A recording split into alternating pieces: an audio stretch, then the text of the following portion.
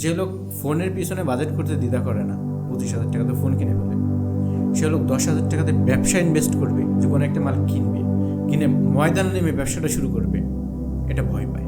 হ্যাঁ, এটা ভয় পায়। আপনার কতটুকু হারাবেন আপনি 10,000 টাকার সব লস কিনলো, 10,000 টাকা ধরুন, 10,000 টাকা একটা প্রোডাক্ট কিনলেন, যে আপনি চায়না থেকে আনালেন বা দেশের থেকে কোথাও একটা শুরু করলেন, আপনি খেজুরের ব্যবসা শুরু করলেন রমজানকে কেন্দ্র করে, 5,000 টাকার খেজুর কিনলেন, কী হবে আপনার? 5,000 টাকার খেজুর খেয়ে ফেলাবেন বা ফ্রিতে বিলি করবেন, কিন্তু বাস্তব অভিজ্ঞতাটা আপনার অর্জিত হয়ে যাবে। খেজুর কোথা থেকে কিনে, কেমনি কিনে, কোথায় ধোকাবাজি হয়, কোথায় পাইকারি দরে পাওয়া যায়, কেমনে বেচতে হবে।